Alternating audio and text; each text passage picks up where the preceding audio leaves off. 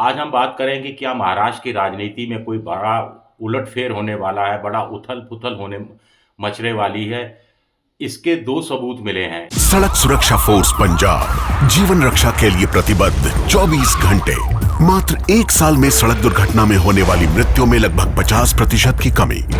ਕੁਝ ਸਮਾਂ ਪਹਿਲਾਂ ਮੇਰੇ ਭਰਾ ਦਾ ਐਕਸੀਡੈਂਟ ਹੋਇਆ ਸੀ। ਸੜਕ ਸੁਰੱਖਿਆ ਫੋਰਸ ਨੂੰ ਕਾਲ ਕੀਤਾ 112 ਨੰਬਰ ਤੇ। ਵਿਦਿਨ 5 ਮਿੰਟਾਂ ਦੇ ਵਿੱਚ ਇਹਨਾਂ ਨੇ ਆ ਕੇ ਮੇਰੇ ਭਰਾ ਦੀ ਜਾਨ ਬਚਾਈ। ਜੇ ਉਹ ਨਾ ਮੈਨੂੰ ਉੱਥੋਂ ਚੱਕਦੇ ਤਾਂ ਹੋ ਸਕਦਾ ਸੀ ਮੇਰੀ ਮੌਤ ਹੋ ਜਾਂਦੀ। मुख्यमंत्री भगवंत सिंह मान की कोशिशों से अपना पंजाब बन रहा है रंगला पंजाब। नमस्कार, मैं हूं आपका दोस्त विजय विद्रोही। आप मुझसे जुड़ चुके हैं, इसके लिए आप सबका तहे दिल से शुक्रिया। अगले 8-10 मिनट में आपसे जुड़े रहने की कोशिश करूंगा। विजय फैक्टर हमारे खास कार्यक्रम में आप सबका स्वागत है। आज हम बात करेंगे क्या महाराष्ट्र की राजनीति में कोई बड़ा उलटफेर होने वाला है, बड़ा उथल-पुथल होने मचने वाली है। इसके 2 सबूत मिले हैं। एक तो क्या पवार गुट यानी चाचा और भतीजा यानी शरद पवार और अजीत पवार ये दोनों एक होने वाले हैं, परिवार एक होने वाला है।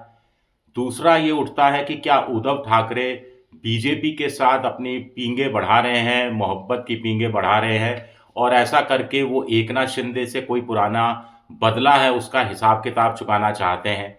2 बड़े सबूत इसके सबूत ये है कि सामना जो कि उद्धव ठाकरे की शिवसेना का अखबार है, मुखपत्र है, उसमें संपादकीय छपा है और संपादकीय उद्धव ठाकरे की परमिशन के बगैर नहीं छपता, उनकी सहमति से ही संजय राउत और दूसरे लेखक लिखते हैं।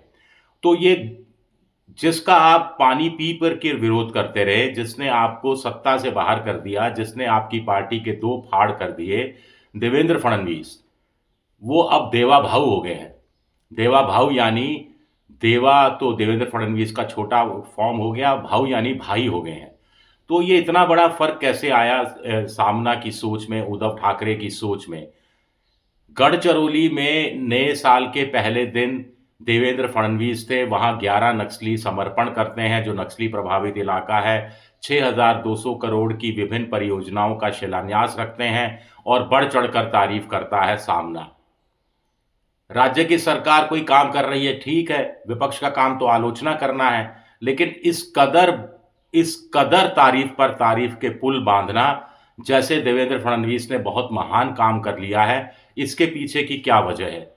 स्टील नगर बना देना चाहते हैं आप, जो नक्सली इलाका के रूप में बदनाम था, उसको आप स्टील उद्योग में परिवर्तित कर देना चाहते हैं। ये कहकर सामना तारीफ कर रही है। यही शिवसेना के लोग जैतपुर में, दूसरी जगह जब परमाणु न्यूक्लियर का जो प्लांट लगता है उसका विरोध करते हैं, कुछ अन्य जगह जंगल को बचाने की मुहिम चलाते हैं। लेकिन गढ़चिरौली जो कि डेंस फॉरेस्ट इलाका है, महाराष्ट्र में जितना फॉरेस्ट एरिया है उसका 21% अकेले गढ़चिरौली में आता है। वहाँ आयरन उद्योग की बेल्ट लग जाएगी, हो सकता है कि मेटल बैरन्स को जगह दे दी जाए, उसका आप समर्थन करते हैं। तो ये एक तो दोहरी नीति है। दूसरा, आखिर उद्धव ठाकरे ऐसा क्यों कर रहे हैं? वो तो टाइगर की भूमिका में रहे हैं, फाइटर की भूमिका में रहे हैं। पिछले 50 साल में उनका टाइगर जो उद्धव ठाकरे हैं, बाला साहब थे, वो गुर्राते रहते थे, अपोजिशन पर कूदते रहते थे। तो क्या वो टाइगर अब कमजोर पड़ गया है?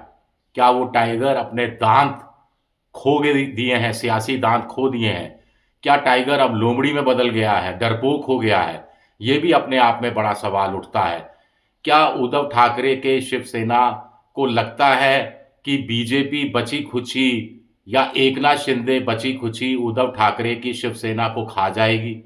क्या उन्हें लगता है कि अगर विरोध किया तो उनके पास ज़्यादा शक्ति तो है नहीं, ज़्यादा क्षमता तो है नहीं? कुल मिलाकर 288 की माफ़ कीजिएगा, जो विधानसभा है उसमें उनकी सदस्य 44-45 हैं कुल मिलाकर। कांग्रेस और शरद पवार गुट के मिलाकर इनके खुद के 20 विधायक हैं।